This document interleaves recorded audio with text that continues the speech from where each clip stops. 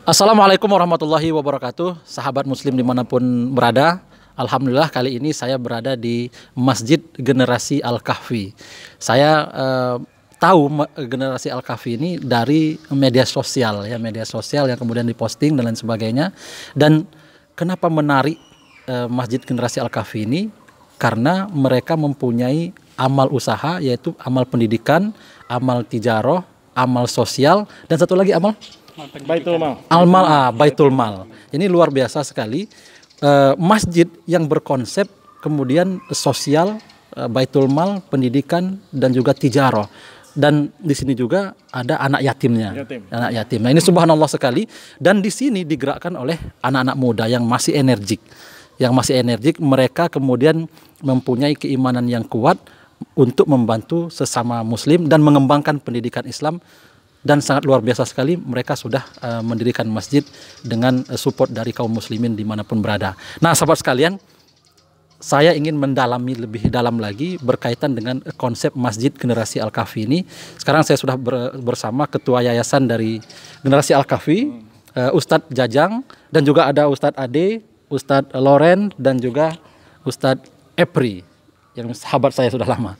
Nah sahabat sekalian, kita langsung saja minta agar kemudian Ketua Yayasan Ustadz Jajang untuk kemudian menyampaikan konsep daripada Masjid Generasi Al-Kahfi ini, biar kaum muslimin di Kota Bengkulu, di Provinsi Bengkulu ataupun dimanapun berada bisa kemudian tahu seperti apa sebetulnya konsep dari Generasi Al-Kahfi ini. Silakan Ustadz. Ya, terima kasih. Ya, kita buka dulu aja ya ini ya. Jadi alhamdulillah Bang Melian ya, kita bisa bertemu di sini. Sedikit mungkin cerita kami awal-awal dulu ketika kita sering bertemu, ayolah Pak, apa yang harus kita lakukan? Kita anak-anak muda ini, masa hanya hal-hal yang bisa tidak bermanfaat gitu. Ayo kita bikin sesuatu yang bermanfaat. Maka tergeraklah kami ini ya, yang tergabung dalam Generasi Al-Kahfi ya, alhamdulillah. Alhamdulillah sahabat-sahabat lama, jadi bergeraklah membuat sesuatu. Kita bikin dalam satu yayasan biar legal gitu kan. Nah, maka kami dirikan masjid. Nah, di mana masjid ini seperti yang Abang sampaikan tadi bahwa mungkin lain dari yang lain karena di sini masjid yang memiliki pesantren, masjid yang memiliki Baitul Mal, masjid yang memiliki kegiatan amal sosial dan yang lainnya. Jadi kita lebih fokus masjid yang bergeraknya gitu. Masjid yang bergeraknya. Iya. Ini subhanallah sekali kan, konsepnya sangat luar biasa sekali dari anak-anak muda ini. Dan mungkin Ustadz Ade atau Ustadz Loren atau Ustadz Epri ada tambahan? Ya. Ya, ini Ustadz Ade ini alumni luar negeri nggak masalah. Iya kan? Saya udah ngulik-ngulik juga ini Ustadz Ade ini. Ya baik, bismillahirrahmanirrahim. Ya seperti yang disampaikan tadi Bang Melian Sori, bahwa kami sebetulnya Bang, background agama maksudnya di YIN mungkin atau di pesantren itu nggak ada sebetulnya. Tapi malah kami lulusan luar negeri nih. Ya, kami dari Filipina ya, Pak Loren juga dari Filipina. Ini Universitas Andalas, ini dari Trimandiri Sakti ya. Jadi kalau background kami sebetulnya tidak ada khusus keahlian di itu ya, di keagamaan. Namun tadi kami karena semangat ya, apa yang bisa kita perbuat untuk umat gitu ya, untuk kegiatan sosial, maka kita tahun 2015 ya sebetulnya kita mendaftarkan ke notaris dalam bentuk yayasan gitu kan. Lalu kemudian di awal kita sebetulnya bukan di masjid. Jadi kita kegiatan seminar kesehatan ya, itu berkali-kali skala nasional gitu ya. Kita hadirkan narasumber-narasumber yang pakar gitu ya. Nah, lama-lama kita nih apa yang bisa kita lakukan untuk umat tadi. Maka kita sedikit membaca, belajar dari para ustadz-ustadz, para senior-senior. Ternyata Rasulullah dulu itu membangun sebuah peradaban itu dimulai dari masjid. Betul ya. Dari masjid. Betul, di Madinah. Itu masjid dulu di mana? Masjid dulu. Pada saat Rasulullah membangun Masjid Nabawi di awal, itu Rasulullah yang pertama dilakukan bagaimana itu bukan mengajarkan tentang bagaimana syahadat, sholat, tapi ternyata sosial dulu. Jadi di tiang-tiang Masjid Nabawi itu diikatlah itu gandum, kemudian kurma. Maka yang kelaparan, ya, yang membutuhkan datang ke masjid saja itu. Dan selesai permasalahan di situ. Di masjid itulah. Di masjid itulah ternyata masjid itu tidak hanya sekedar untuk ritual saja. Kami pikir. Nah, maka kami bergerak membangunlah masjid ini di Padang Serah, ya. Maka kami di awal itu mengkonsep masjid itu menjadi epicentrum dakwah, epicentrum pendidikan, tarbiyah kalau zaman Rasulullah, epicentrum kegiatan sosial, epicentrum untuk amal tijarah, untuk pemberdayaan umat. Oh, tijarah itu pemberdayaan. Iya, pemberdayaan umat ya ke depannya nanti untuk amal bisnisnya nantilah gitu ya. Artinya nah, seperti itu. Meniru dari meneladani atau mengikuti dari Rasulullah SAW, betul. Di Madinah itu. Betul, betul. Nah, itulah yang dilakukan oleh Rasulullah. Nah, Rasulullah mentarbiyah sahabatnya dulu kan? Sahabatnya dulu. Maka kita coba di amal pendidikan kita ada 3 amal ya, 4 amal pendidikan. Kita berpikir ini generasi anak-anak ke depan, terutama yang yatim. Rasulullah juga memang sangat sayang sekali terhadap yatim ya. Maka kita buat deh. Kaza, betul. Ya dekat sekali, betul kan, mengisyaratkan dengan jarinya yang begitu dekat kan. Maka ketua yayasan, kemudian tim semua kita, kebetulan saya di presiden masjid ini, presiden ini bukan ini ya, presiden ini bukan ketua masjid, kami di sini bilangnya presiden masjid. Ya, jadi bukan ketua pembangunan. Iya. Ketua panitia pembangunan. Ya, betul, ketua panitia. Presiden masjid. Nah, ini gemaknya aja kita mendengarnya semangat gitu. Ya, bukan untuk sekedar gaya-gayaan sebetulnya. Maka kita udah gelontorkan program pengasuhan anak yatim, Bang. Dan sudah berjalan. Dan sudah berjalan, Masya Allah. Ini asrama putra, sekarang lagi pembangunan asrama putri.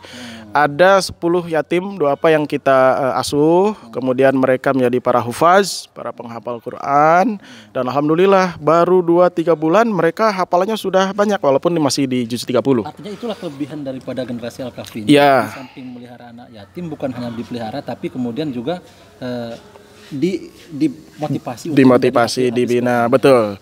Jadi Bang, mereka datang ke sini ada yang Masya Allah ya, dengan ekonomi yang serba kekurangan ya. Kemudian tentu yang yatim orang tua nggak ada bapak ya, maka kami himpun di tempat ini, dididik gratis. Kenapa? Dari mana ini? Dari umat. Dan untuk umat gitu. Maka masjid ini tidak hanya sekedar ritual saja. Jadi masjid ini menjadi solusi permasalahan umat yang lapar datang ke masjid. Maka kita adakan amal sosial setiap hari Jumat, kita berbagi sembako beras, minyak, ya, kemudian dan lain sebagainya, itu banyak kita lakukan. Setiap masyarakat juga ya? Iya, masyarakat di sini, Masya Allah, kehadiran masjid itu luar biasa sekali. Nah, masjid juga menjadi solusi bagi kita. Masjid bukan masjid yang tertutup. Jadi kita maksudnya seperti ini. Anak-anak lari-lari tuh di sini.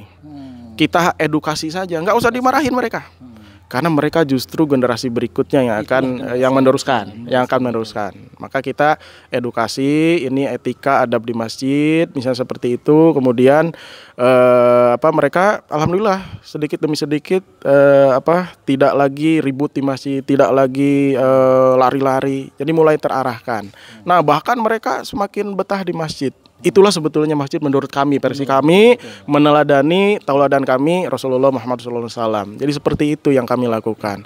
Pengasuhan anak yatim, kemudian lansia kita perhatikan, ya, datang-datang ke warga-warga. Kami punya database, masjid ini punya database.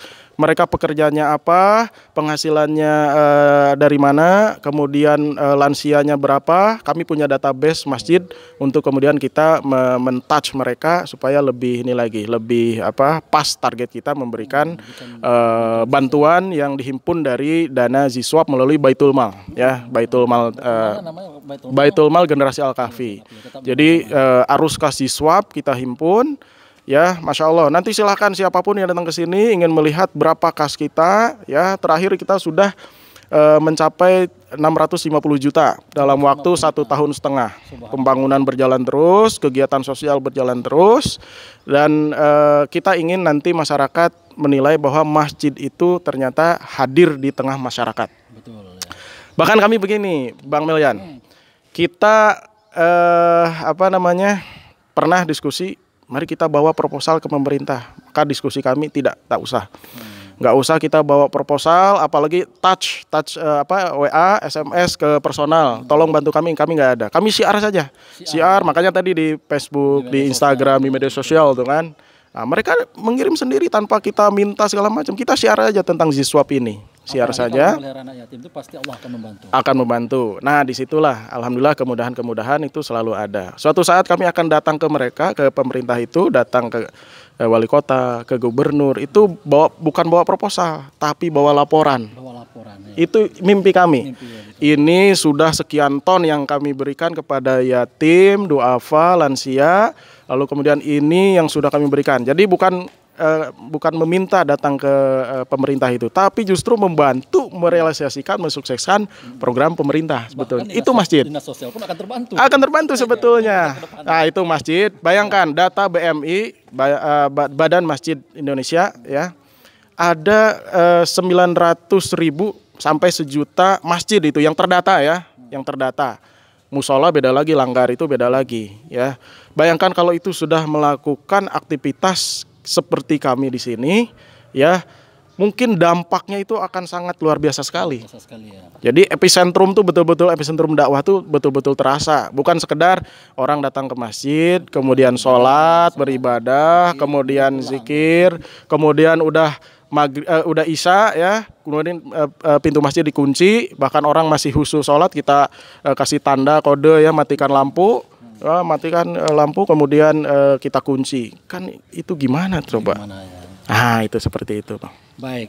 Dan ini sangat luar biasa sekali, subhanallah, bagaimana fungsi masjid meniru Rasulullah SAW. Dan di Indonesia juga saya teringat dengan ini, dengan Masjid Jogokarian. Dan mudah-mudahan sebetulnya dengan adanya konsep generasi Al-Kahfi ini, Bengkulu menjadi pilot project percontohan masjid di Provinsi Bengkulu. Kalau seandainya masjid di Provinsi Bengkulu melakukan pemberdayaan juga seperti Masjid Generasi Al-Kahfi, saya bikin tuntas soal kemiskinan. Amin. Tuntas persoalan kerentanan sosial lainnya. Karena masjid menjadi epicentrum untuk kegiatan-kegiatan kebaikan. Baik sahabat sekalian, sahabat dang dimanapun berada, masih ada tambahan dari Ustadz Loren atau Ustadz Epri? Apa cukup mewakili? Masih ada? Tambahan sedikit. Baik, silakan. Masya Allah, saya ingin sedikit menambahkan bahwa di pesantren yatim Generasi Al-Kahfi ini, epicentrumnya Masjid Generasi Al-Kahfi, kita juga mempunyai produk pesantren yatim, yaitu kalamansi. Produk kalamansi, ya, kalamansi ini kita olah sendiri dengan merek sendiri, Bang Melian. Iya, ini kita olah sendiri. Dan insya Allah nanti siapapun yang berkunjung nanti kita beri oleh-oleh lah, seperti itu ya. Dan juga ini sudah kita buat juga hidroponik. Hidroponik ini insya Allah nanti habis lebaran kita selesaikan. Nanti yang berkunjung dapat oleh-oleh hidroponik juga, seperti itu ya. Mungkin itu saja tambahannya, Bang. Terima kasih. Masuk ke poin yang tijaroh tadi, tijaroh ya, bisnis. Jadi lengkap sudah dipraktekkan ya.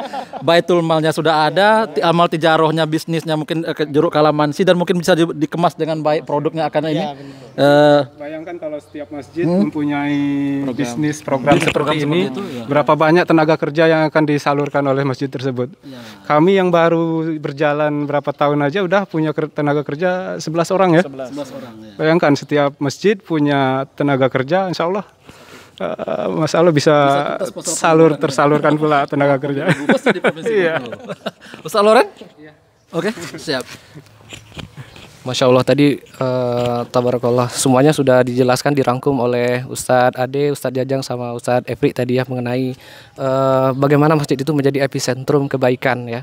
Nah, kita berharap dari 900-an masjid yang ada di Indonesia ini bisa menerapkan sistem seperti ini. Maka tidak akan ada lagi masyarakat miskin yang ada di sekitar masjid. Jadi konsepnya itu masjid bantu negara, ya, masjid bantu negara. Insya Allah ekonomi kita Iya, lebih. Iya, 900.000 masjid dan 100.000.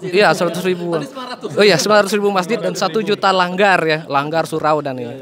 Nah, Masya Allah, ini dilirik oleh Raja Salman ya dari Arab Saudi melihat Indonesia, bagaimana perkembangan pertumbuhan dari masjid ya yang ada di Indonesia ini sungguh luar biasa sekali, maka tertarik mereka itu untuk berinvestasi, bahkan ada yang wakaf masjid secara cuma-cuma di Indonesia ya. Kita cuma tinggal menyiapkan lahannya saja lagi.